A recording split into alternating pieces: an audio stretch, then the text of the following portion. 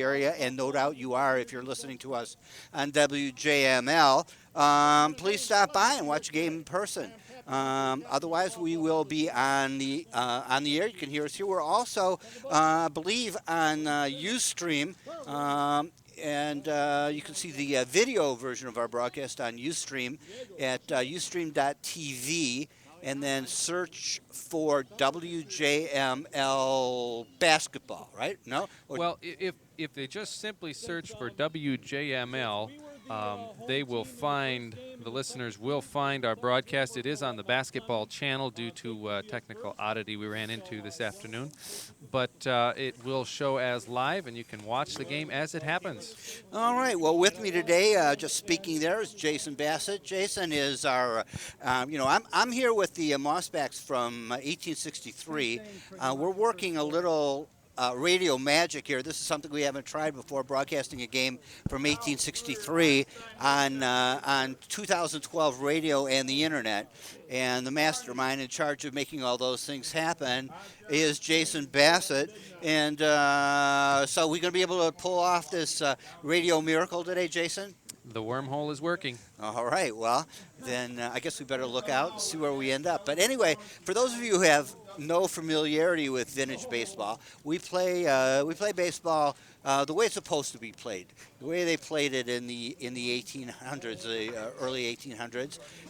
No big stadiums, no free agent contracts. No silly nicknames, just good old time nicknames, and actually no gloves.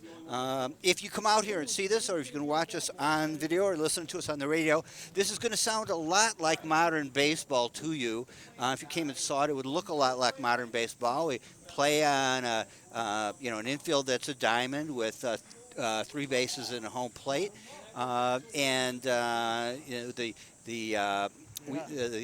strikers, we call them. There are a little bit different names. Strikers instead of batters. The strikers use a wooden baseball bat. There's none of that ping stuff now, and the bats are pretty much the same. They're a little bigger, a little heavier, and actually action's about to get started here. So we'll bring the differences to you as we go along. And up to bat now, the Mossbacks are going to bat first. We decide that in vintage baseball by a toss of the bat. Like you remember from when you were a kid, you toss the bat, and eagle claws and all those things going up. And the Mossbacks won the toss of the bat. And so batting first for them is the Count. And Count hits a drive straight out to center field. And we call that the garden out there. And he pulls in on first base with a single. Coming up to bat next for the Mossbacks, or up to strike next for the Mossbacks, is Scooter. There's a what you would call a pitcher standing in the middle of the infield. We call him the hurler. Sometimes when people watch our games, they think that that's because they don't pitch very well, and it kind of describes the reaction that people have to him. But actually, it's because he hurls the ball. He's supposed to throw it so the striker can hit it. And there's been a couple of tosses in from the hurler now, and they've been a little wild. Since the ball went past the catcher, who we call the behind, the runner Count has been able to advance all the way to third base. So he's standing on third base now, and Scooter is coming up to the plate here, and another pitch coming to Scooter. He slams it out to the middle of the infield. Is picked up by what we call the short scout, which is a lot like what you guys call the shortstop. He throws over to first, and Scooter is in with a single. Count now coming in. No, he's standing there still on third base. So we've got 2 men on. Nobody out so far in the first inning. Now we call this the first round. And we call an out is hands dead. So there are no hands dead in the top of the first round. And Einstein slams the ball through the infield into left field. And that brings Count around to score. So the Mossbacks now get the first tally on the board. And that's what we call a run, is a tally. And you'll hear something in the background. The tally bell, as the Count comes over here and rings the tally bell. You have to do that in 1860s baseball to have your run, have your tally count. So we've got Scooter at second, and I I guess I got behind a little bit here. We got two guys on now, Scooter and Einstein, and up to bat is Moonshine. So the first three batters for the Mossbacks getting singles. Now this ball would look like a foul ball to you. He hit it, it bounced in fair territory in front of the plate, and then came right over towards our broadcast location, clearly in foul territory. But in 1863 rules, it's a fair or foul ball based on where it first hits the ground. So that's a single for Moonshine, and the bases are full now with Mossbacks, and Razor's next up to bat, and he flies out to the second baseman. So that is a one hand dead, and coming up to strike now, the striker, which is what we call the batter. The striker for the Mossbacks, the next striker, is going to be Barney Rubble. Barney coming up to bat now to strike, and we have runners on all bases now. And first pitch is taken by Barney Rubble. We don't call balls and strikes in this game. Generally speaking, if the hurler throws wild way too many times, they can start calling strikes. And if the striker just takes too many pitches, that one he hits and it goes all the way out to left field, where it's caught by the left fielder. And then coming in from third is Scooter with the second tally for the Mossbacks. So there was a fly out to left by Barney Rubble, and that's two hands dead. And you hear the tally bell there as Scooter comes in and rings the bell. The Mossbacks now with two tallies here in the top of the first round. Jason, you get some good pictures of this for our folks back watching us on the internet? Doing my very best. All right, well, good. I hope you're enjoying this. You can see the Mossbacks, and the visiting team is the regular baseball club of Mount Clemens. If you're watching the game, you can see that both teams are wearing their vintage baseball uniforms. The two teams are exhibiting the two most common vintage baseball uniform styles now. The Mount Clemens team with their shield style, and the ball is hit out to center field, where it is caught by the center fielder, and that's going to be three hands down, and we'll move on to the second round. So that's a fly out to the center fielder. Now, as I was saying, the uniforms, Jason, basically two different styles that kind of come from the military era. The Mount Clemens team is sporting uniforms that have kind of a shield design in the front. They have like double sets of buttons that button up around the shield. They're wearing white jerseys and blue pants. The Mossbacks, and they have interesting caps. They're kind of old style baseball caps. They look like captain's hats. The Mossbacks caps are a little more like traditional baseball caps, more modern baseball caps. I guess they are traditional baseball caps. Conventional. But they're more like modern day baseball caps. They have short bills that stick out in front. And as I said, the Mossbacks are exhibiting the other style of jerseys, the kind of lace-up front jerseys. And they have a big Old English P for Petoskey on the front of the jerseys. And now Prince, the leadoff hitter for the regular baseball club on Mount Clemens, comes to the plate. We've got Pinocchio pitching ball for the Mossbacks. The ball's hit out to third base, picked up by Razor. He throws it to first, and it gets away from the first sacker there. And Prince is advancing to second. Now moving towards third. He turns and the throw comes across the field, and he holds up. So a single to lead off for Prince. Single out to left, lead off for Prince here in the first round. And he advanced on a throw to second base. And batting now for the Mount Clemens regular baseball club is Poppy. He hits the ball to just over second, right into center field there, and they're running it down right now. Picking it up, throwing it into second, And that is Prince coming all the way around to score from second base. Poppy holding on at first base with a single.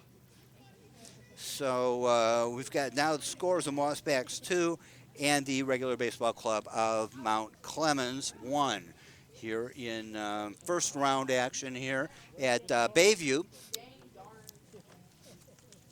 at Swift Field. And like I said earlier, if you're just joining us and you're in the Petoskey area, come on out here. It's a gorgeous, gorgeous sunny day. In fact, sitting out here at our broadcast location in the heat of the sun, it is a little bit hot.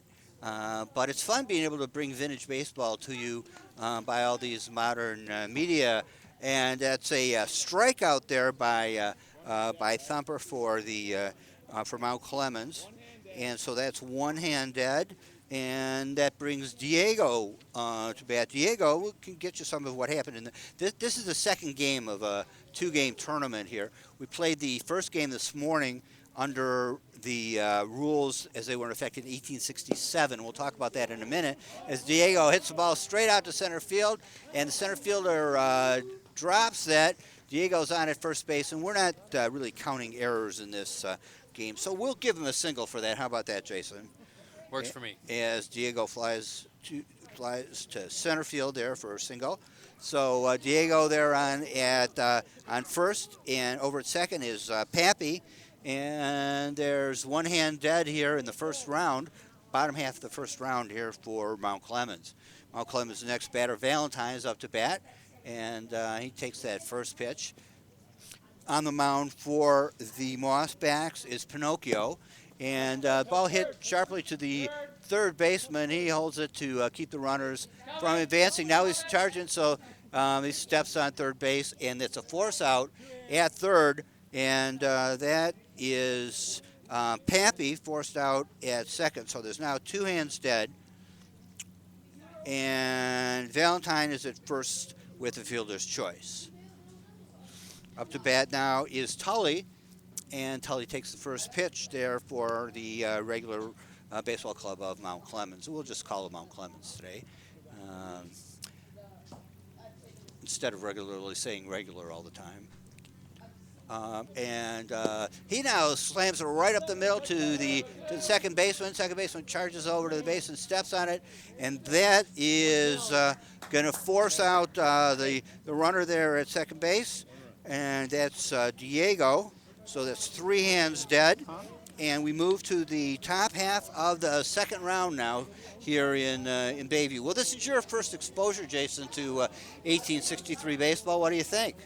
I think that for a game that was invented in the height of the Civil War, they needed something that was gentlemanly to distract them from some very ungentlemanly things that had to go on through no fault of their own. And it seems like they've done a very good job coming up with a gentleman's game here. Well, that's a very good comment. The rules do encourage gentlemanly play on all sides. The players call each other gentlemen and sir and things like that. And generally speaking, there aren't any harsh words. You're not supposed to do anything that you wouldn't do in the presence of a young lady, so there's not supposed to be any spitting or swearing or strategic scratching or anything during a vintage baseball game. The Mossbacks, by the way, the Mossback team is named after, if you're not familiar with that terminology, it's named after the early settlers of the Petoskey area, the early white settlers. And according to history, things were really pretty difficult times for those early homesteaders. There were no roads that they could walk on to get here, so they carried all their supplies on their backs, and they built their houses in kind of dugouts in the ground with moss roofs.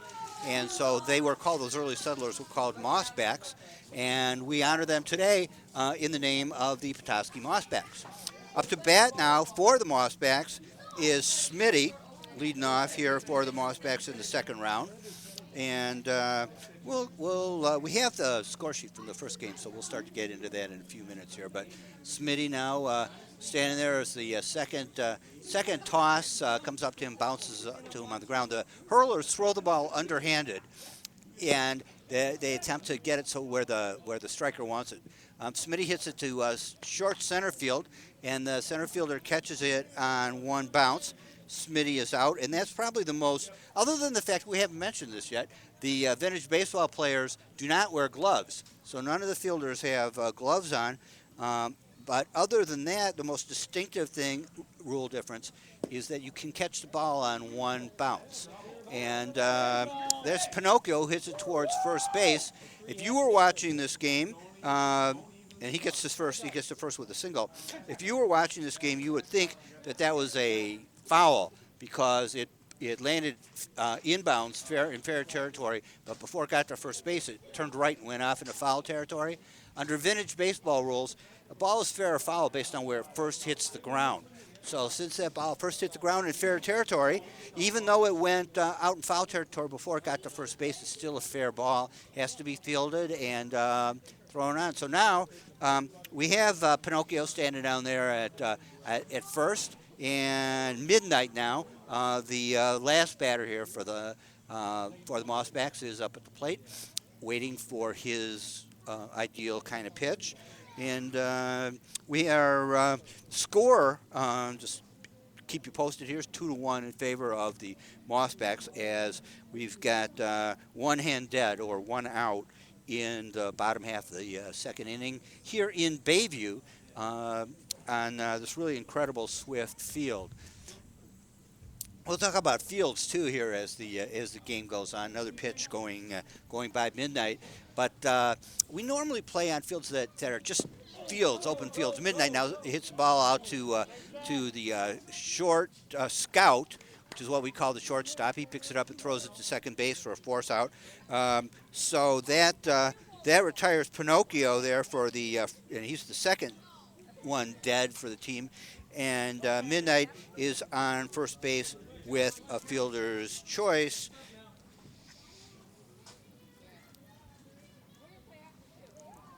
And coming up to bat now for the Mossbacks is Count. This is Count's second time at bat. He led off the game for the Mossbacks with a single, came around and scored the first run for the Mossbacks. Powerful swing by the Count as he tries to slam that ball out of here, but tips off his bat. And that was caught by the behind.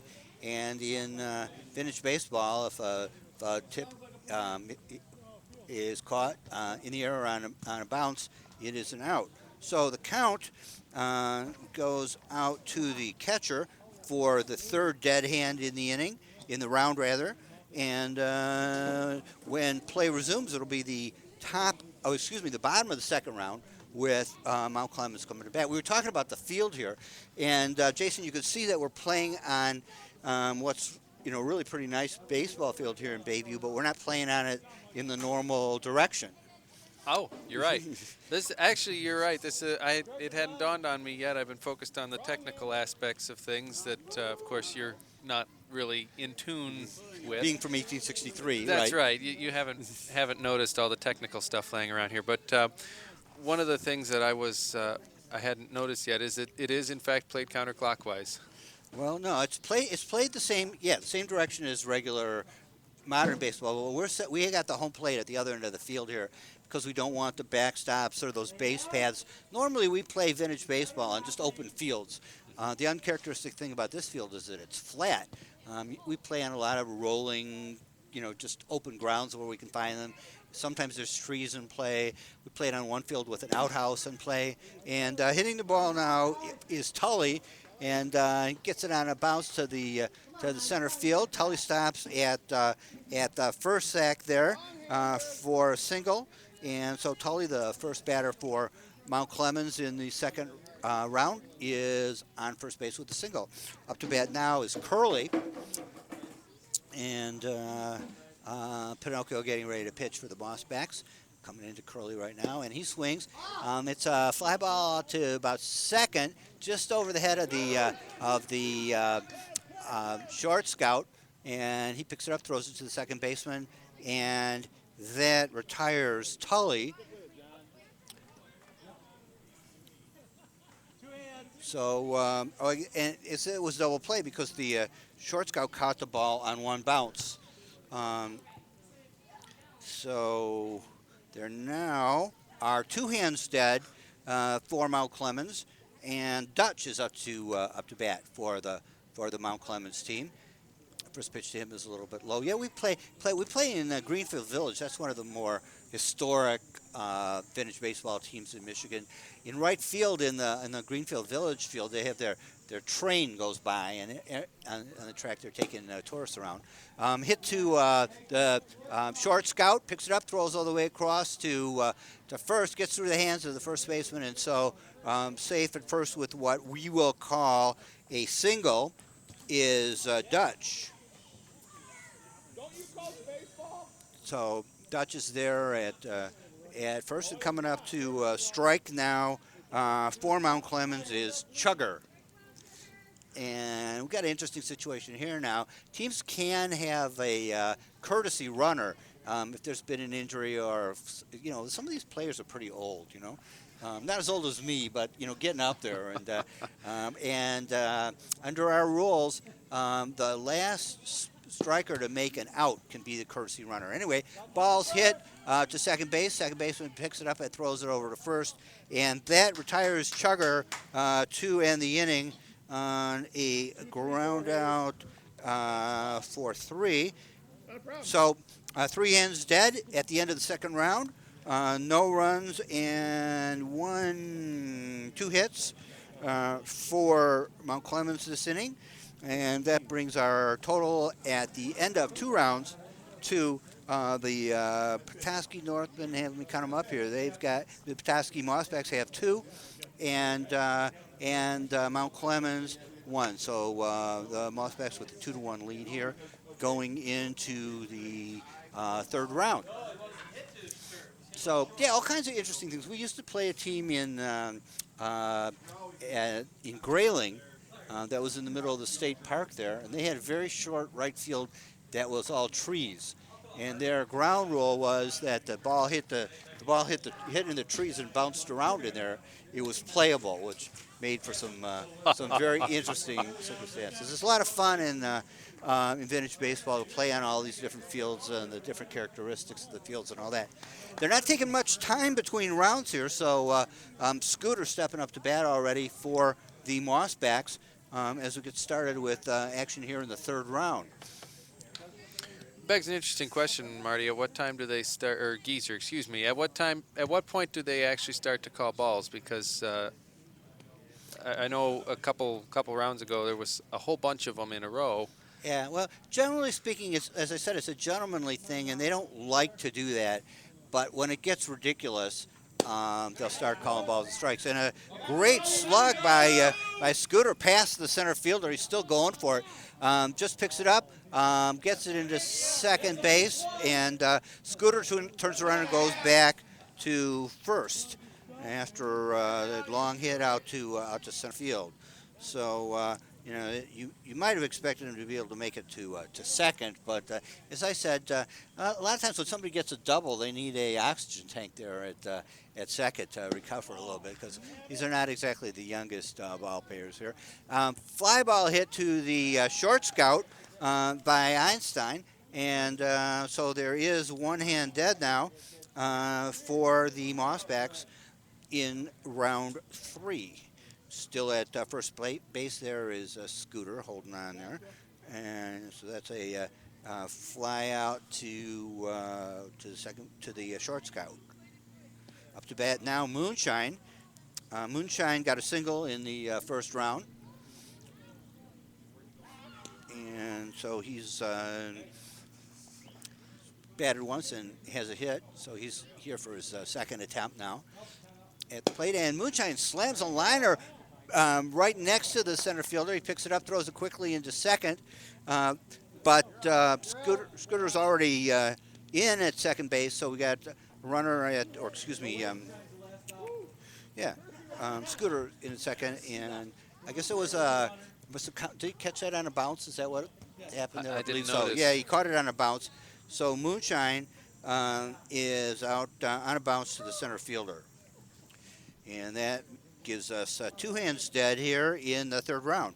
Up to bat now is Razor. And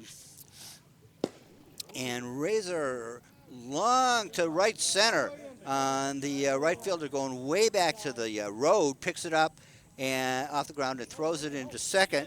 Razor holding there, or the courtesy runner for Razor holding there at first. A run tallied now by Scooter. Permission to score. Go right ahead, and you hear the tally bell as Scooter rings the bell, gets his tally to count, giving the Mossbacks now 3 tallies, leading 3-1. And pitch now to Barney Rubble, and Rubble hits it to short left field, gets over to first base. So now we have Rubble on at first, and There's someone on who would that second. be? I'm not sure who. Yeah, and runner over there on second base.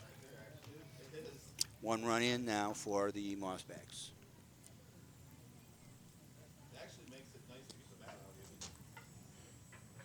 Yeah, that's the designated runner for Razor who's there at second. So we got runners at first and second. Honest John standing up at the plate. Pitch doesn't quite make it to the hurl doesn't quite make it to the plate. So Honest John, being a gentleman, picks it up and tosses it back out there to the hurler. And you might notice that the ballists, which is what we call the players, don't wear their names or numbers on their jerseys. So we have a batting order. We don't always know who all the players are and which position out in the field. But we'll try to give you everybody's nicknames when they are batting. And nice long hit to left by Honest John in the air, caught on fly by the left fielder. So that will be the third hand dead. Nope, 2 hands dead. Third hand dead. Yep. As the players not seem to be too certain about it, but that was the third hand dead. Fly out to the left fielder. That brings the third round to an end. 1 more tally for the Mossbacks. So scores now the Mossbacks having 3 runs here in the top of the third, and coming to bat in the third is Mount Clemens with a total of 1 tally. The first batter in the first inning reached and eventually came around and scored with the first tally for Mount Clemens. And so we're now the Mossbacks out in the field, getting in all their various positions. The teams can have more than 9 batters on their batting order, and they're allowed to make free substitutions. You can have 9 players, only 9 players in the field at any given time, but you may freely substitute, and players maintain their batting order position, whether they're in the field or not in the field. And they continue to bat in the same order. Batting now is Valentine for Mount Clemens. The other interesting rule about batting order is that the first batter of an inning is the batter after the last person to make an out, which might not have been the last striker or last batter in the previous inning, but the person. So if a person's picked off on second base, it's the person after that in the order who may have batted already in the previous inning. In this case, it was a ball hit on 1 bounce to the left fielder by Valentine, and he is retired for as the first hand dead here in round 3, the bottom half of round 3 for Mount Clemens. It's really colorful to watch these games. And the bat right back through the mound to second base, picked up, throw to first on 1 bounce, and caught by the first sacker there. And the striker, Tully, is retired on a ground out second to first and now there's 2 hands dead in the third round. Up to bat now is Curley for Mount Clemens. Curley is a right-hand batter here and takes the first pitch. Most of the scoring in the first game for Mount Clemens came out of the top of their order. Curley hits a bouncing ball that goes back behind him to the catcher, to the behind for the Mossbacks. And if the behind catches the ball on 1 bounce, the striker is retired. So Curly bounces out to the behind for the third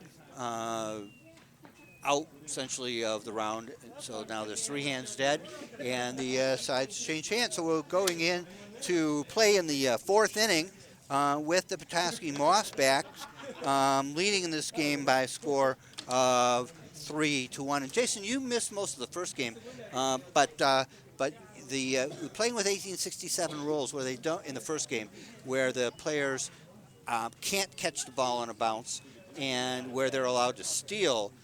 Scoring was a lot higher in that first under those rules in the first game. The Mossbacks did win that game by a score of 20-13 after 9 rounds. They do play a 9-round game, just like the modern game. So scoring a little less intense here under the 1863 rules.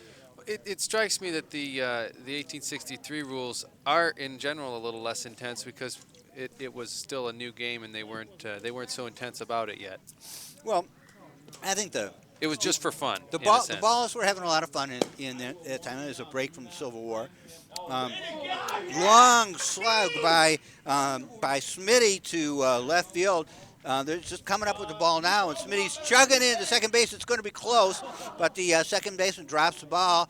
Smitty is holding on to him to catch his breath out there. That was very funny. But, yeah, you may recognize Smitty if you came to the games. I mean, he has some position in the Petoskey Chamber of Commerce. I think he's the executive director or something at the Chamber of Commerce. In any event, he's standing out there at second base right now with a double. And right after him is Pinocchio, and he hits the ball up the middle of the field and strolls into first quite well with a single. So the first 2 strikers for the Mossbacks in the 4th round reached base, and Smitty's now standing at third on that hit by Pinocchio. So Pinocchio at first, Smitty at third, and up to bat now is Midnight. And first pitch to Midnight bounces off the plate, so he didn't swing at that one. And now he's taking a look at the second one, again low.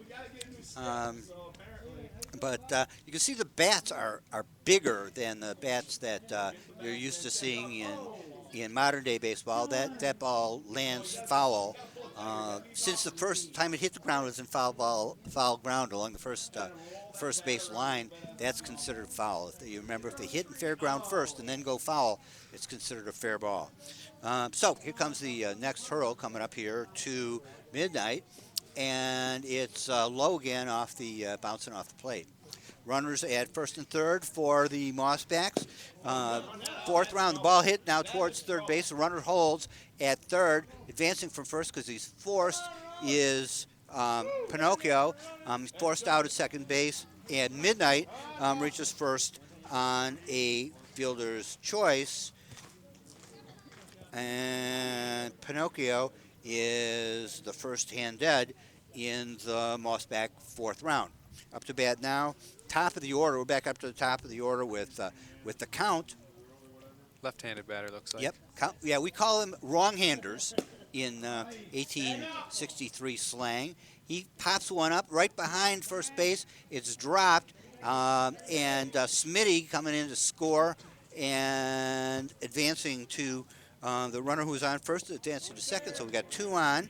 That's a tally for Smitty, which raises the tally count for the Mossbacks now up to 4, with 1 hand dead only in the 4th round. And there's the tally bell ringing as Smitty comes by our table and rings that tally bell.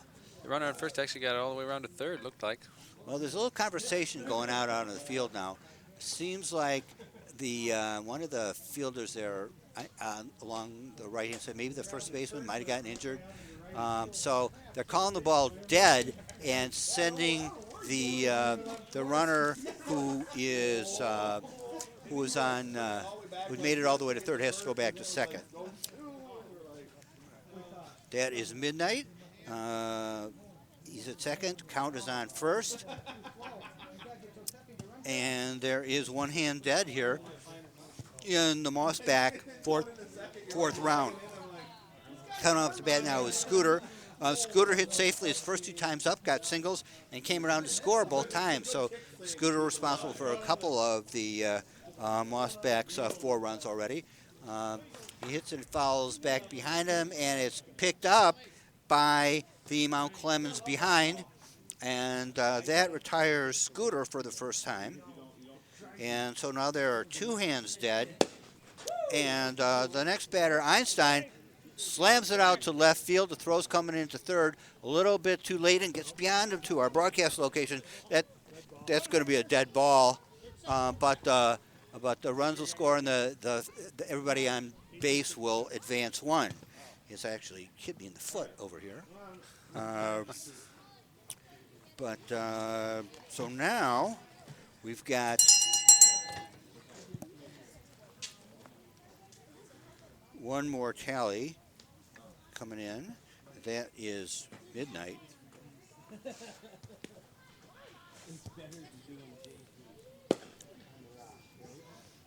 And another hit now out to right field. And it's caught on the fly. So fly out to the right fielder. And that is 3 hands dead. Willie made him run second and third like 3 times. So we're now in the middle of the 4th round. Mossback's picked up 2 tallies in that round. So they're sitting here with 2, 3, 1 in the 3rd round and 2 in the 1st. So that looks like 5 tallies now for the Mossbacks. And coming up to bat now will be Mount Clemens.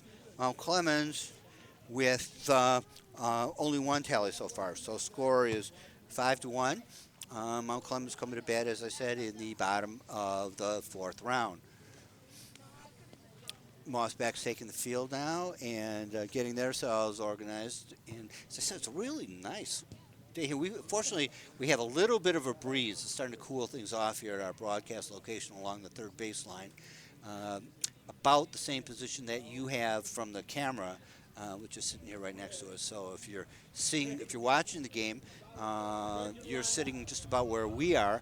If you're not watching the game yet, get on the internet and go to ustream.tv and search for WJML, and you should find our game there in the WJML listing, and you could check us out on the Ustream. So anyway, here we are as action starts here now in the bottom of the 4th round. Dutch coming to bat now for Mount Clemens. It takes the first couple of pitches, first couple of hurls from Pinocchio here, and swings to the next one right up the middle. Gets through the infield, picked up by the short scout in shallow left field, and Dutch holds on at first base with a single to short left field. Sugar coming up next, if we're in sync here with the batting order. That was Diego who had, so we got off pace here somehow. This is Valentine up to first. And looks like he's holding it, although they forced out Diego on second. All right, so 1 hand down there, Diego. And single by Valentine over there on first base. That would bring up Tully. That'd bring up Tully to the plate, right? And Tully's... Chugger's out for the rest of the game. Thumper's out? Chugger is out for the rest of the Chugger's game. out for the rest of the game. That's what happened. All right, Chugger was hurt and retired after 3 innings. It's always confusing when that happens. Well, got it straightened out now. And we're watching the ball being hurled to Tully, who now swings. Good contact, gets it out to the short scout over to second for 1 out, and a little late getting it to first. So that's Valentine retired for 2 hands down, and Tully stopping at first on the fielder's choice. So next up to bat now is Curly, and you can hear a little wind noise in the microphone here. It's all right. It's nice to have that nice breeze. Curly hitting the ball to center field, falls in straightaway center field, and they finally get out there and pick it up. Curly is going to hold at first base with Tully moving up to second. Two hands down here for Mount Clemens in the bottom half of the fourth round, and up to bat now is Dutch for the regular baseball club of Mount Clemens. Dutch had a single in the second round, and he's up for the second time here now in round number 4. And that hurls a little high for him, so picked up by the Mossback behind and tossed back out to the hurler. And takes the second pitch inside as well. It's nice to have that breeze out here. It's been pretty warm today. Ball slammed out to left field, picked up on one bounce, and that will be the third hand dead for this round. So the bounce out to the left fielder brings the fourth round to an end. No new tallies for the Mount Clemens players, and so the score at the end of 4 is the Petoskey Mossbacks are leading by a score of 5-1 as we get ready now to go into the 5th round. And as players change of position, we get another chance here to enjoy the atmosphere here at Swift Field in Bayview. Beautiful place if you haven't been to Bayview. A great place to play vintage baseball because it's filled with all the historic homes. Hang on one second. I believe it's moonshine, but I got a little messed up last inning, so I'm not sure. No, moonshine. Well, they're trying to figure out who's up to bat. I'm sure we'll figure that out pretty quickly here. But in any event, no, it's great out here, and we still have a good bit of baseball left to go here in Bayview. So if you're in the area, you should stop by. Come right out here to Swift Field and join us. Come over and say hello. While we're stopped for, I guess they're about to start action again. So we'll get back to that idea in just a moment. But right now, coming up to strike here is Razor, and he lets the first one go by. Razor batted in the previous round, and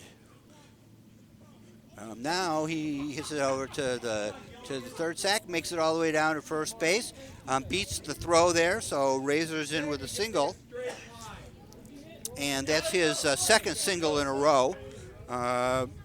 Singled in the third round as well. So coming up now is Barney Rubble. Barney has a single as well from the third round. And here's his first hurl. Strikes the ground just behind the plate. And another hurl goes by there.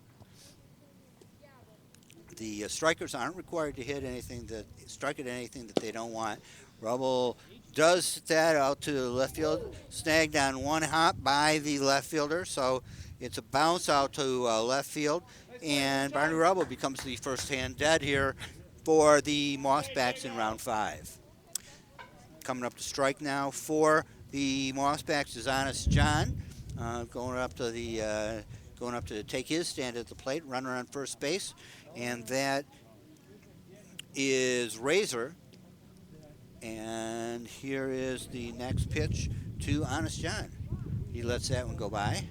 Usually they like the pitches to be a little bit low so they can hit line drives. They really want to hit line drives or low screaming hits. The big high flies, since they're allowed to catch them on a bounce, are pretty deadly. There's kind of a high pop-up behind third base. The short scout goes over there, bounces off of his hand and onto the ground. So it doesn't always result in a good play there. But the throw gets to second before Razor does. So So Razor becomes the second hand dead in the inning, and Honest John reaches first on a fielder's choice. Waiting for Smitty now to come to bat here. Somebody was on first and made it to second, too, in that round. Nope, On the, nope, nope. oh, never mind. I have my teams turned around backwards. Actually, you're right. There's a. Oh, he must be playing for them. That's probably what's happened because he's standing on the wrong side of the. I think when the Mount Clemens team lost a player due to injury, and so what sometimes happens in that situation is there's a Mossback playing at second base to help them out, and actually makes a key play there as Smitty grounds the ball to the third baseman, throws it to second. They catch the ball, and that is the third head dead for the Mossbacks. Oh, yes. My turn to sit. So, if they showed up here with 9 players. One of them got injured, so he's not able to play. So, like I said, gentlemanly game. The Mossbacks helping out by supplying a player to help them out there at second base. But that concludes this round here. No runs scored in the 5th for the Mossbacks. Leaves us still with a 5-1 advantage for the Mossbacks as we go in to the bottom half of the 5th. That was Chugger who had to leave for Mount Clemens. I don't think he's seriously hurt or anything like that. If there's anybody from Mount Clemens who's worried about this, but he just wasn't able to continue playing. Mossbacks are out in the field now, and we are about ready to start action here in round 5. And I think, so did not wear names here. I think that's Prince. I think so. Up to strike right now.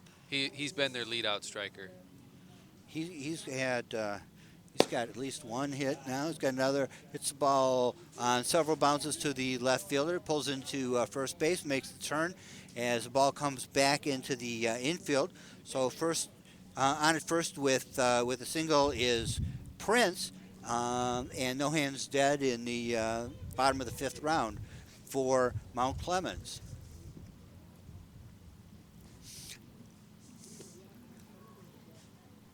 This is Pappy, and hits the ball out to the right side of the infield, gets through, and he pulls into first base, and the other runner, Prince, holds at second. So we've got 2 runners on here for the Mount Clemens ball team here with no hands down in the bottom half of the 5th round. Up to bat now is Thumper.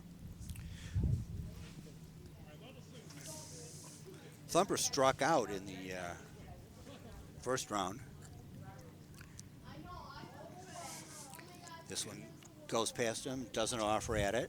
And as we get ready for the next pitch here, and slugs this one out to the short scout, picks it up, tosses it over to third, 1 out, over to second, not quite in time. So Thumper is safe with a fielder's choice, and Prince becomes the first hand dead here at third base in the bottom of the 5th round. Up to bat now for Mount Clemens is Diego. And Diego's got 2 singles for 2 at-bats so far this afternoon. Lets that first pitch go by and gets ready for the second one. That one lets pass as well. 2 runners on here, first and second, for Mount Clemens. Ball goes out to the short scout. Short scout misses trying to tag the runner going by, finally throws to third, and they force him out at third for the second hand dead here in round 5. And Diego reaches base on a fielder's choice. So we've got 2 singles and 2 fielder's choices so far in this inning, which results in 2 hands dead and 2 men on, runner on at first and second. One of the big differences between this game and the first game is the base stealing rule. Base stealing is wide open under the rules we played on in the first game, and so it's weird to look up and see somebody standing at first on first. Valentine pops the ball up to the pitcher, and so 3 hands are dead now as the pitcher catches the ball, and that ends the 5th round here as Valentine flies out to the pitcher to end the round. And in just a few minutes, we'll be starting here with the Mossback. Starting to cloud up here a little bit, Jason. Not seriously, still plenty of blue sky up there. Maybe I could take my sunglasses off now. All of a sudden, it's a lot brighter, you know?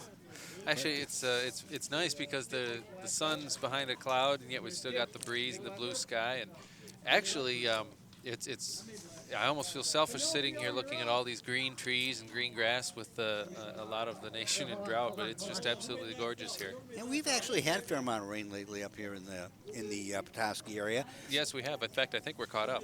Well, it sounds good to me. The Mossbacks play a pretty complete schedule of games in the summer.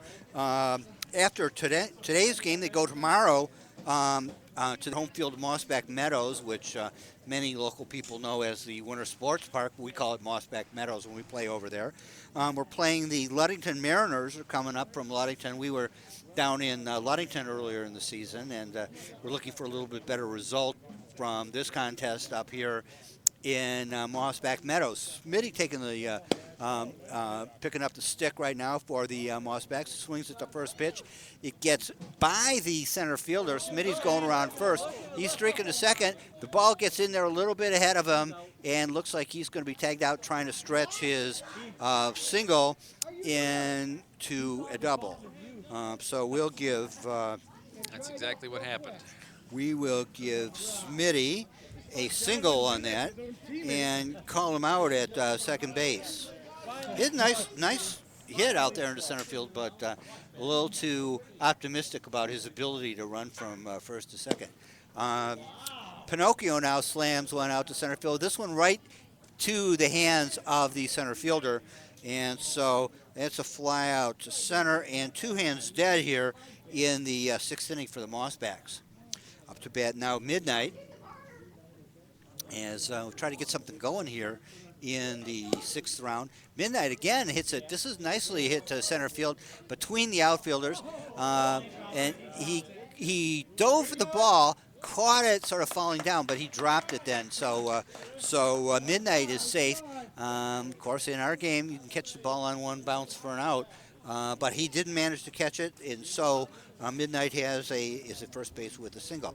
It makes a difference. I mean, first, it's not considered gentlemanly to catch the ball on a bounce if you could have caught it in the air. You're supposed to catch it in the air, and there are rules, consequences. If you catch the ball on one bounce, the anybody on base is no longer forced to the next base. They can advance, but they're not advancing at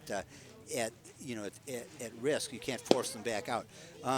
Next batter, another long drive to center field. Nobody out there now, and that is a powerful hit by the count. He's almost all the way to second now as they pick the ball up, throw it into second. Count's going to go in standing up with a double.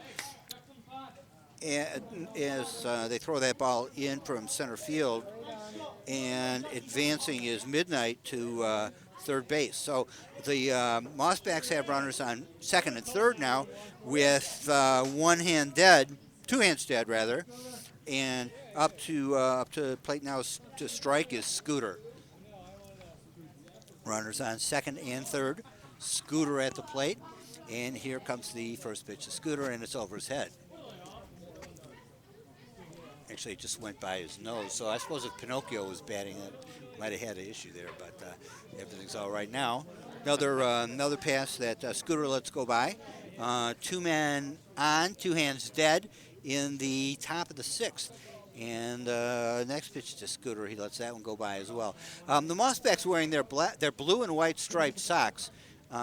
When the Mossbacks first started wearing those socks, the captain, Matt Berger, was the first person to wear them.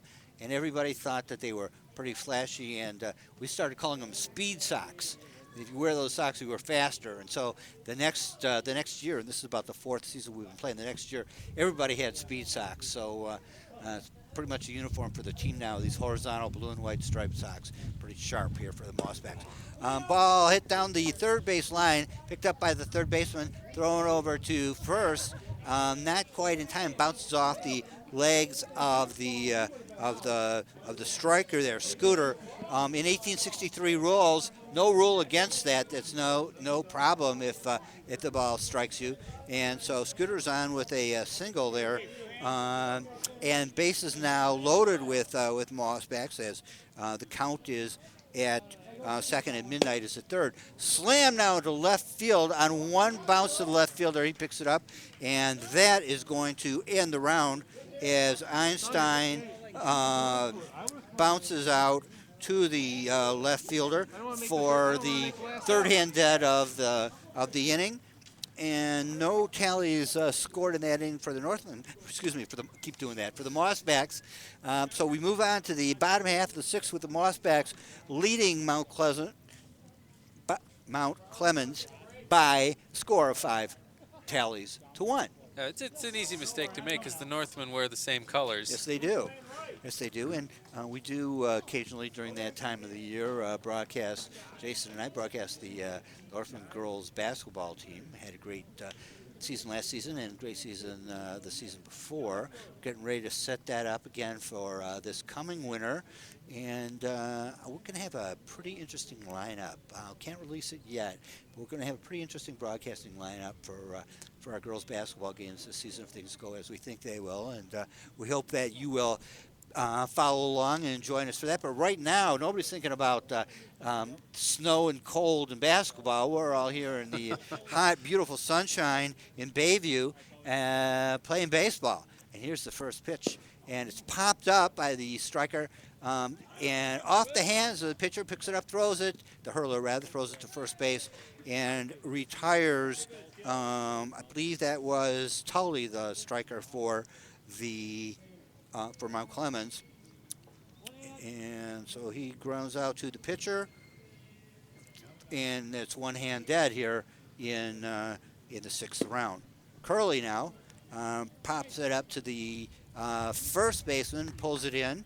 And so fly out to third baseman for the second hand dead in the inning as they've gone 1-2 so far. We haven't had a 1-2-3 inning yet, but coming up now is Dutch.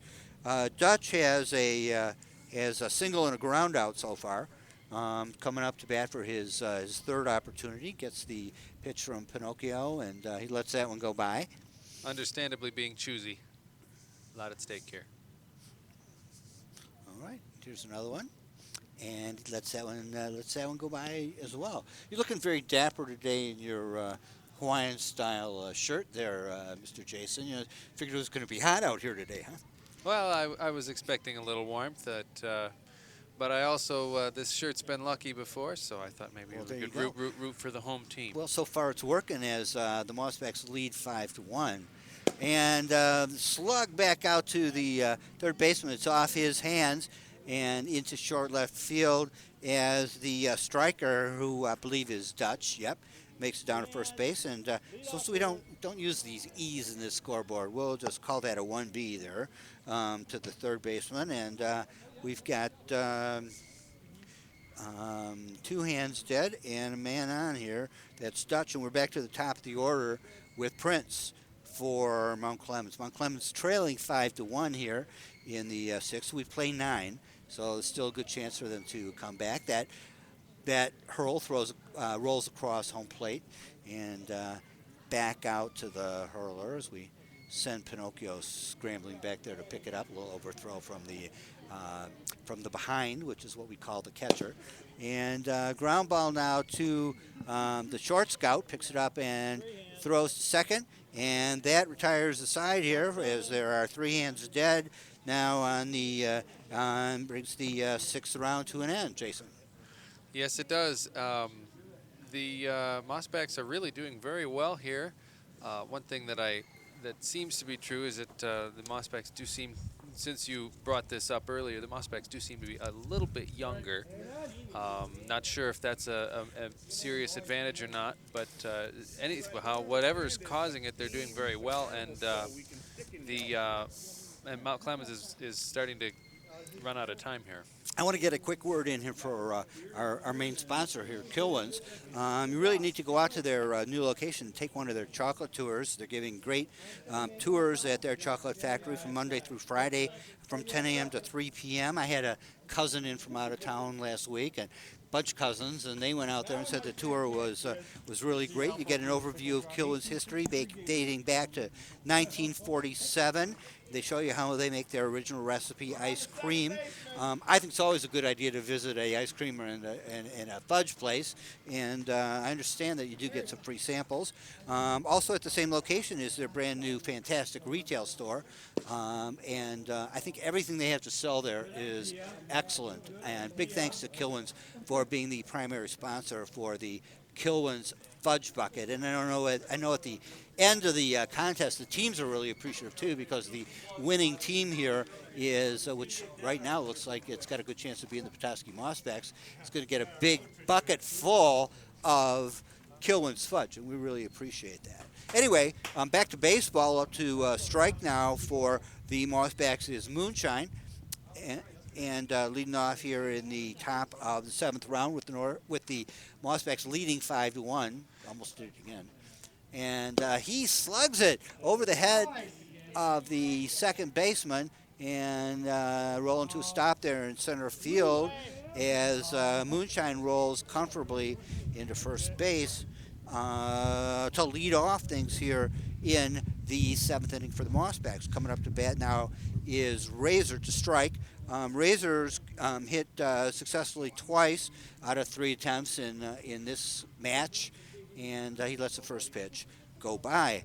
So Mossbacks with one person on and no hands dead here as we start playing the 7th round. That was actually Moonshine's second swing. The first one went foul in that last. All right. Last Razor play. now swinging it. High fly out to center. Settling down, no, bounces off the hands of the center fielder, but he picks it up quickly, throws it over the head of the second baseman as Moonshine streaks into second base. So a single now, 3 singles in a row for Razor, and that gets two runners aboard here for the Mossbacks here in the top of the 7th round. No hands dead, and up to bat is Barney Rubble. Barney's on there. He's been up 3 times so far. He's got a single in the 3rd round. It's going to get a shot for another one right here. Bounces it right, flies it right over close to us. I believe it hits out of bounds. I think that looks was like it does. So it's a foul ball, and he's going to get another shot. It's a little hard to tell sometimes from this perspective, but if the ball does hit in foul territory, no matter what, in fair territory, no matter what it does after that, it's a fair ball. See what Barney Rubble can do with this. If he can pick up his second hit of the day, takes a swing, bounces it out to the third baseman. Runners on first and second, so the runner that was on second is forced out at third. Throw quickly down to second base, bounces off the hands of the second baseman. So Rubble is on at first with a fielder's choice, and that is Moonshine, who was retired there for the first hand dead. Razor still standing out there at second base, and Rubble down at first. Up to bat now is Honest John, and Mr. Honest is looking for his first hit today. He was safe in the 5th inning on a fielder's choice. This is a fly ball out to the left fielder, catches it on the fly. When you catch it on the fly, everybody's forced to go back. If you catch it on one bounce, they can advance. So the runners go back to their bases. We've got 2 on, 2 hands dead as Honest John flies out to the left fielder. Coming up to bat now is Smitty. Smitty had has a double and scored a run in the 4th inning and got a single his last time up in the 6th.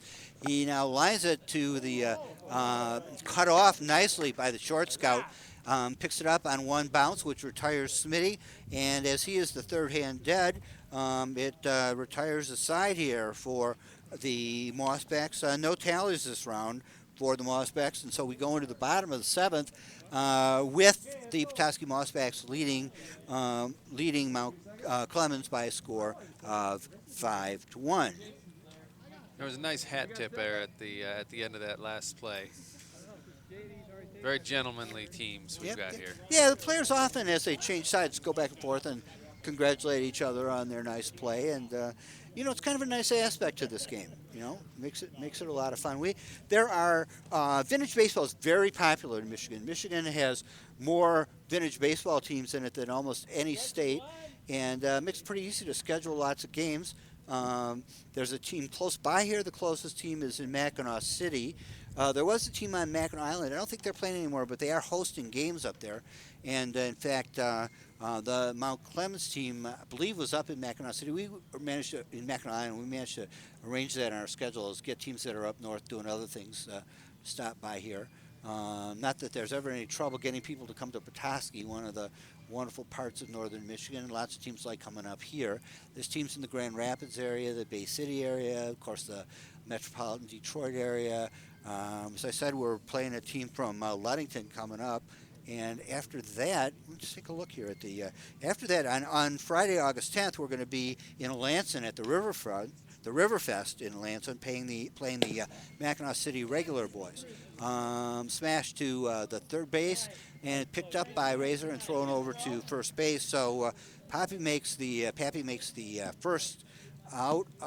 He's the first hand dead of the seventh round as he grounds out to the third baseman. Well, I sure thought that was Prince. Yeah, probably was. Oh, see, yeah, what happens? Should have been. Well, it was Prince actually.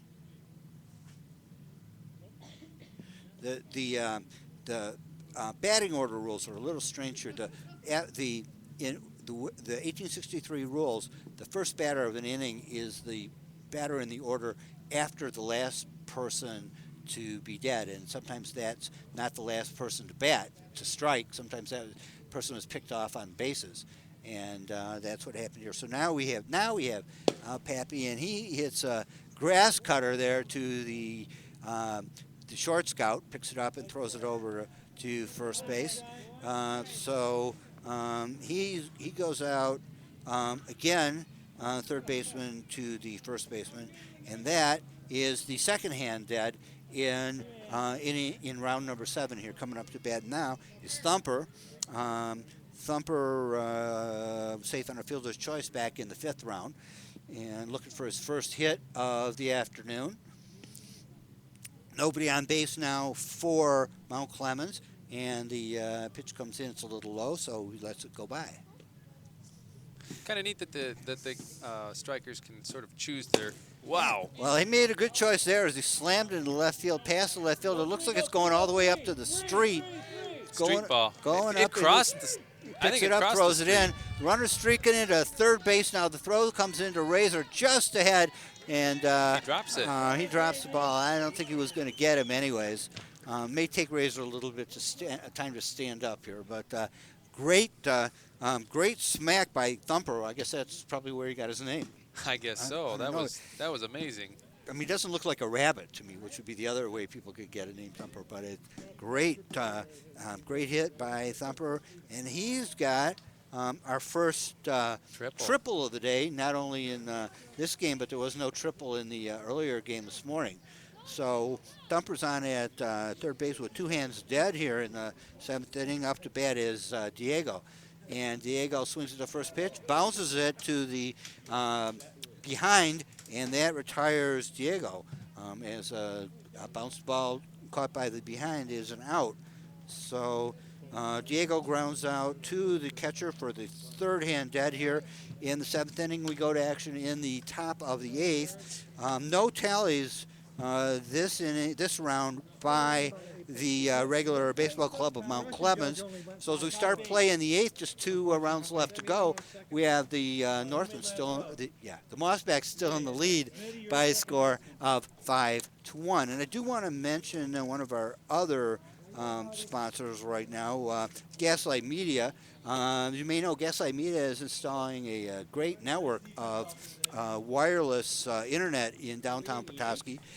They call it a community network because many of the municipal, schools, emergency services, businesses be all connected by wireless, and those communications, those internet communications between local users will stay on the local network. Normally, if you're on the internet, even if you're talking to the person across the street from you, it goes to Chicago or St. Louis or something and comes back.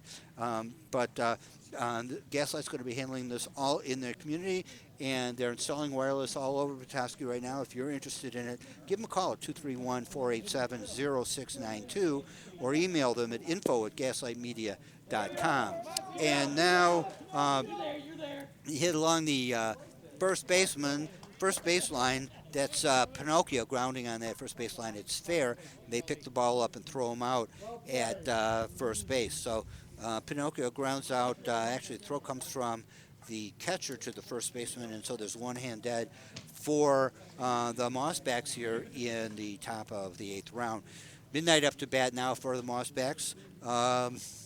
Midnight looking for, well, he got a hit in the single in the 6th round, so he is looking for his second.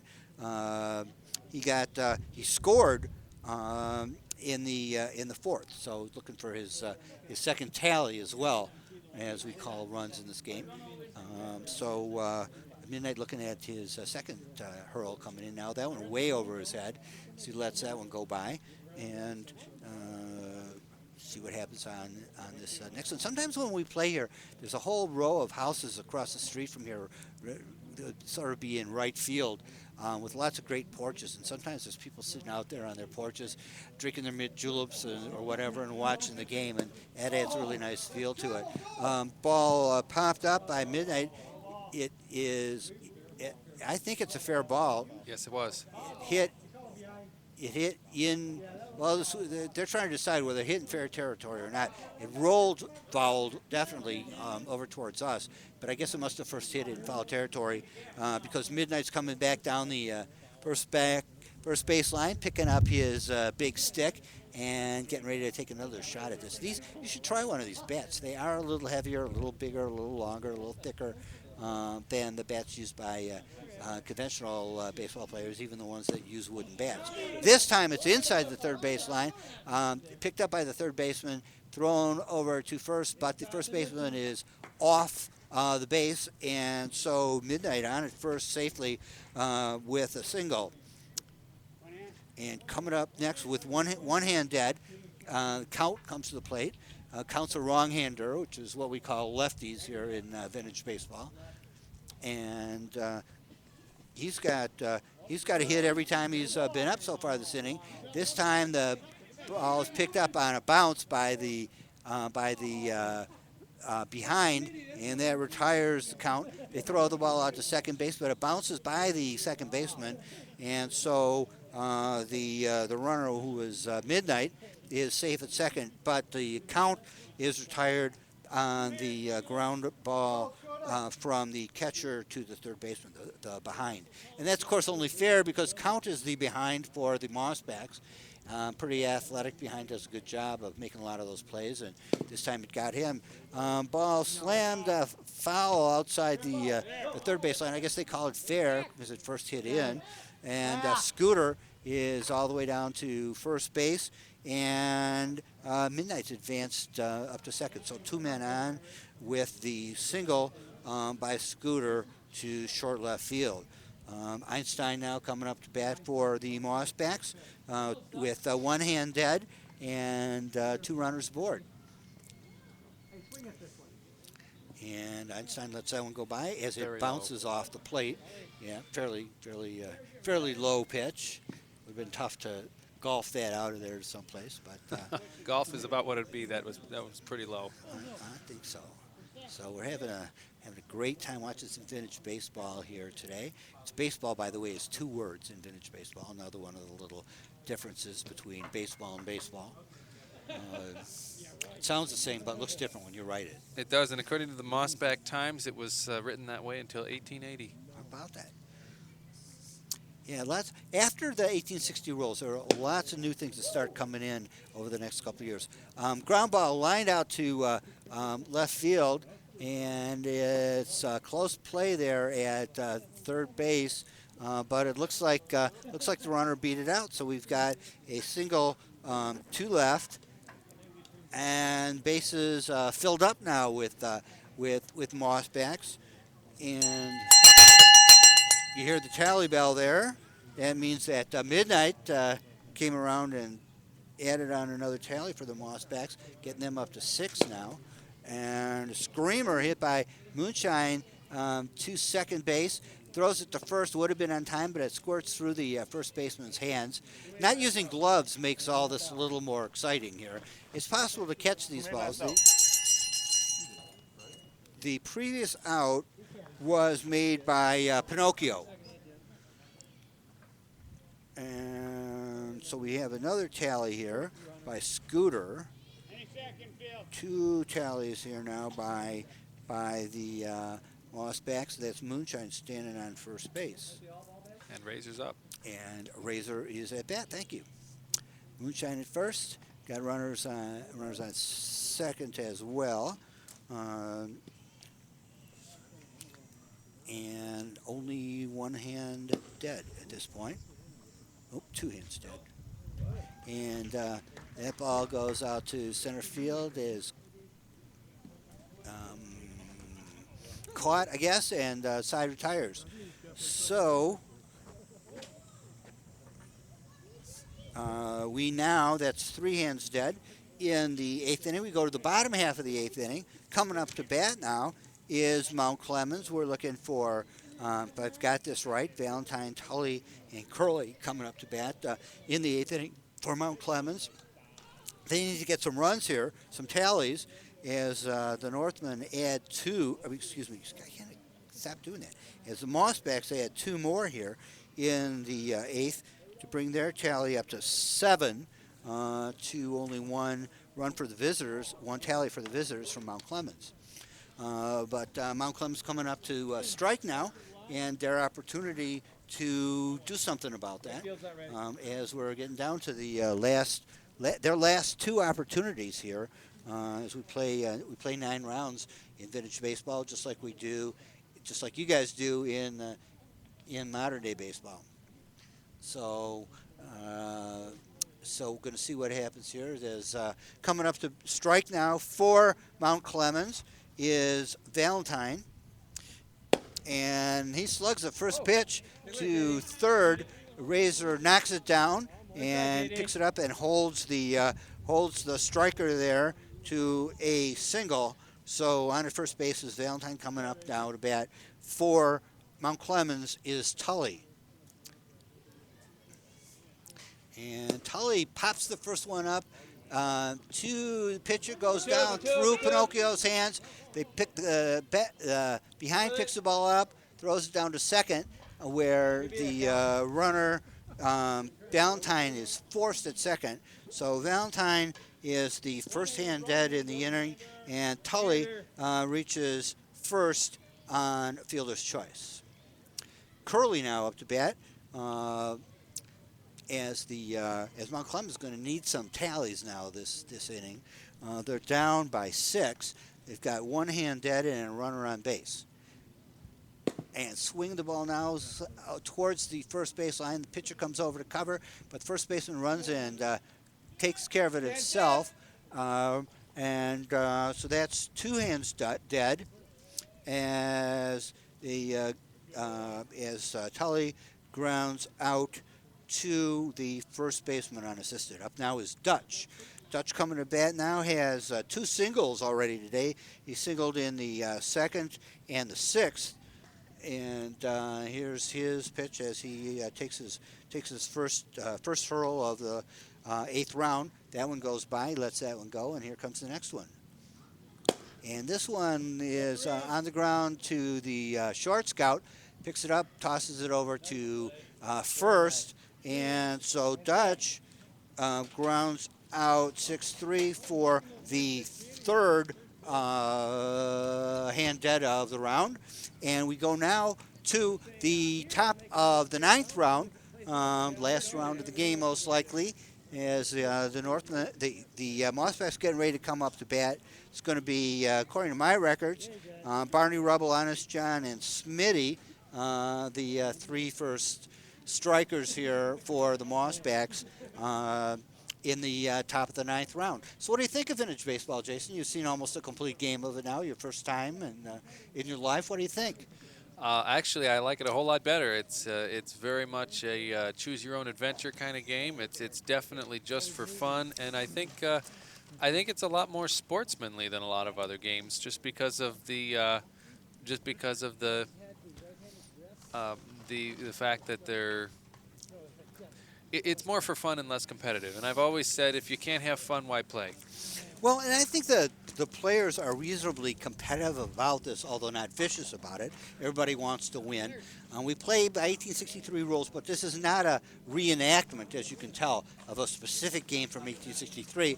We kind of recreate the game and play a real game now under old time rules, and I think that makes it a lot of fun for the people who are playing and for the people watching it. Indeed. Barney Rubble now hits it to left field, picked up on a bounce by the left fielder. So Barney Rubble bounces out to left for the first hand dead of the ninth round for the Mossbacks. And coming up to strike now for the Mossbacks is Honest John. And Honest John looking for his first hit, smacks it back to the hurler, bounces off the hurler picks it up and tosses it down to first, and it just beats Honest John to first. So Honest John grounds out the pitcher to the first baseman, and that is the second hand dead for this ninth round for the Northmen. We've got the bottom of the ninth coming up here, and if Northmen don't score anymore, Mossbacks. excuse me, why? Maybe it's sitting here with you. You know, we're just so used to doing this. If the Mossbacks don't score anymore, they've got a 6-run lead, and it's going to be a challenge, but definitely doable in this game for Mount Clemens to come back and get 6 tallies here in the bottom half of this round. But we're not there yet. We got Smitty up to bat now for the Mossbacks. 2 hands dead, nobody on base, and the pitch to Smitty. He bounces it out. He bounces back towards the plate. It was going towards the pitcher. The hurler picks the ball up, throws it down to first base, but Smitty beats it out for a single, an infield single, as he hit it back to the pitcher and beat the throw all the way down, beat the throw down to the first sack. So Pinocchio now up to bat for the Mossbacks. 2 hands dead, man on first base. Pinocchio takes the first pitch. He's had a couple of hits, made a couple outs, so he's 2 for 4 this afternoon.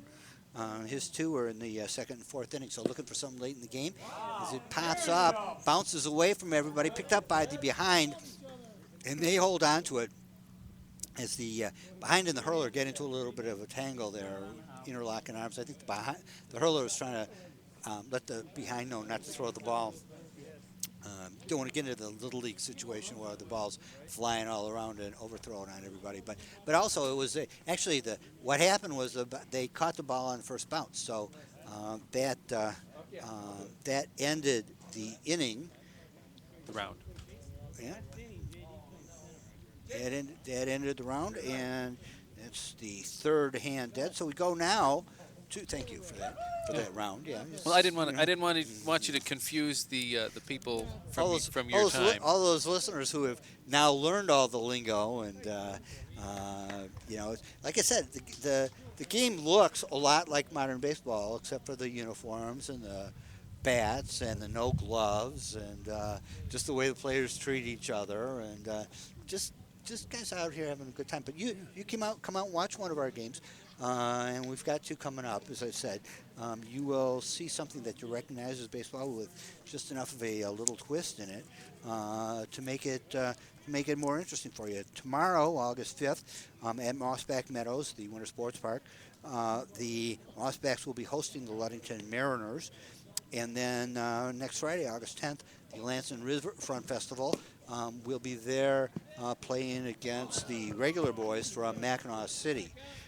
So 2 great, one Central Michigan team, one Northern Michigan team. Lots of fun to be had here. So the first striker for Mount Clemens is Prince, and he hit the ball foul. So standing in there for another hurl right now from the Mossbacks. Lets that one go by. Their outs are, the dead hands are pretty serious in this round because they want to, they only have 3 of them left. Hits the ball deep to left field, and the Mossbacks left fielder catches it over his shoulder going away. Nice catch. So that is the first hand dead here in the 9th inning as Prince flies out to left. Coming up next for Mount Clemens is Pappy. Pappy's been up 3 times. He's got 2 singles and ground out, so looking for his 3rd hit of the game. The hurl comes in a little bit low. Let's that one go by. Nobody on base. 1 hand dead here as we early in the 9th round. Hits a ball on 2 bounces to the short scout. Short scout picks it up and tosses it all the way across over to first, and that retires Pappy. So there are 2 hands dead now in the bottom half of the 9th. Mount Clemens needs to come up with 6 tallies here. So right now it's 2 hands dead, and they're going to have to do it without getting any more out. So first pitch is taken, and this is Thumper now up to bat. Thumper's got a triple the last time he was up, and he hits another really long one straight out to center field. Bounces off the hands of the left fielder, who picks it up and throws it in. And this time Thumper's going to be held to a single as the ball comes into the middle of the infield, gets by the second baseman, and so Thumper takes advantage of that and gets himself out to second. We'll call that a single, and he'll go to second on the throw in from the left fielder. And now with 2 hands dead, we've got a runner on the bases, second base. Thumper out there for Mount Clemens, and coming to bat here to strike is Diego. Diego has a hit, 2 hits and a fielder's choice, and ground out the last time bat in the 7th inning. But got 2 hits today, this afternoon. He's looking for another one right now with the runner in scoring position on second. And here is the pitch to Diego. He golfs it out to the short scout, who finally picks it up, throws it to third. Not a force at third. And Thumper is in standing there at third base. Now, since I said in standing, that's a habit. It is the rules of vintage baseball that you can't slide. That's considered ungentlemanly. But we'll write Diego down for a single to the short scout. And we've now got runners on first and third with 2 hands dead here in the bottom of the 9th round. Up to bat, up to strike is Valentine. And Valentine hits the first one, goes over to third, scooped up by the third sacker, thrown down to second base. And that ends the game as Valentine grounds out third to second for the 3rd hand dead. So it brings the game to an end. We end this afternoon's contest with a final tally of the Mossbacks 7 and 2 for Mount Clemens as they did pick up a tally there. It's Thumper who did score in that last inning. So now the game comes to an end. The players are going to go out to the middle of the field and line up, and I think I'm going to go out there and join them. So let me put down my headset, pick up the microphone, and Jason, you want to take things over for a second till I get out there? I will do that, Marty. Lining up looks sort of like looks like they're all lining up to. On behalf of the Petoskey Mossbacks, I would like to thank everyone for joining us today. Our cranks, I'd also like to thank WJML for broadcasting the game today, and a special thanks to our cranks from the Bergman Center. Huzzah! Huzzah. I'd like to thank Mount Clemens for coming up and not only playing one game, but 2 games under these harsh northern Michigan conditions. I hope you enjoy the setting of Bayview and them hosting us. This has been a fine day for baseball. Petoskey Mossbacks, we won our first fudge bucket, taking it. Congratulations. And let's give 3 cheers for our guests coming up from Mount Clemens. Hip, hip, huzzah! Hip, hip, huzzah! Hip, hip, huzzah! Fudge. Fudge bucket. Thank you, gentlemen. If I may, I'd like to step into our future and read for you a quote from a ball player having retired 3 years prior into our future. And I would like you to guess in your mind as I read this, to try to place the year that someone that had retired from baseball may have written this. Somehow or another, they don't play ball nowadays as they used to some 8-10 years ago. I don't mean they don't play it as well, but I mean they don't play with the same kind of feelings or the same objects as they used to. It appears to me that ball matches have come to be controlled by different parties and for different purposes than those that prevailed when I played ball. If you guessed 1868, you're right. That's when Pete O'Brien wrote these words reminiscing how baseball used to be that we played here today for you. Yes, I hope you enjoyed it. Gentlemen, if you could, 3 cheers and Tigers for a worthy opponent. Hip hip! Hurrah! Hip hip! Hurrah! Hip hip! Hurrah! And major tradition here in vintage baseball as the 2 teams make a few comments to each other and to the cranks, which is what we call the fans in attendance here in Bayview. The 2 teams shaking hands now. And at some point soon, one of these 2 teams, the Petoskey Mossbacks, going to walk away with a large bucket of Kilwin's fudge. Now, this is the 2nd annual Kilwin's Fudge Bucket, and last summer, the 1st annual one, we had to give that bucket of fudge to a team from another town. I think it was Rochester, Michigan, came up here and won that. They couldn't make it back up for this year, but they will be back here next year as we get into the 3rd instance of the Kilwin's Fudge Bucket. But for right now, I think we're going to wrap this thing up as we probably ought to get our hands on some of that fudge if we can somehow before the day's over. The final score here at beautiful Bayview Swift Field, and thanks very much to Bayview for letting us be out here today, play the game, and broadcast it. Final score is the Petoskey Mossbacks 7 and the regular baseball club of Mount Clemens with 2.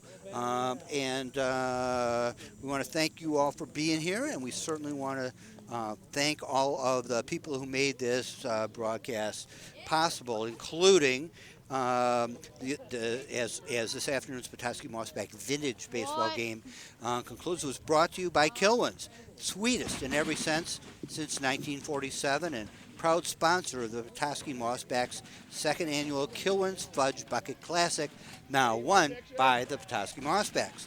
By Gaslight Media, who is introducing community networks that reduce the cost and improve the performance of internet connections in the Petoskey area, because a community is about cooperating, sharing, and communicating. Silver Dollar Business Solutions, increase your business's bottom line with value-added electronic payment services. Northern Michigan Artist Market with art in all media by over 90 local artists from Traverse City to the top of the Upper Peninsula. And Petoskey Rocks, Petoskey's brand new this summer, Friday evenings full of music, movies, great shopping in downtown Petoskey all summer long. And the Petoskey Mossbacks Baseball Club, without whom this broadcast would have been completely impossible. Bayview and the Boys and Girls Club of Bayview, who were more than generous in letting us mark up their field and walk all over it. And I think we left it pretty much in the same condition that we found it, with a little more sweat on it, I think. And, of course, special thanks to our friends at WJML Radio, News Talk Sports 1110 in Petoskey and worldwide on WJML.com. We hope you had a chance to listen. We hope you enjoyed our broadcast, and that wherever you are in the great state of Michigan or the world, that you find a vintage baseball game near you, that now that maybe you've had a little exposure to this, perhaps for the first time, see what a great thing it is. And, you know, Jason, you're one of the people who's experienced for the first time. You're going to try to find one of these games out there someplace? I don't think I'll have to go far. I don't think so. And you won't have to wait long, because we do want to remind you that coming up tomorrow at Mossback Meadows, affectionately known as the Winter Sports Park here in Petoskey, these same Petoskey Mossbacks will be playing the Ludington Mariners under our usual 1863 rules, and a week later at the Lansing River Fest, which is always a fun thing to go do. The Mackinac City Regular Boys will be coming down, one of our favorite teams to beat, or one of our favorite teams to play against, be coming down and joining us at the Riverfest, and that'll be a lot of fun too.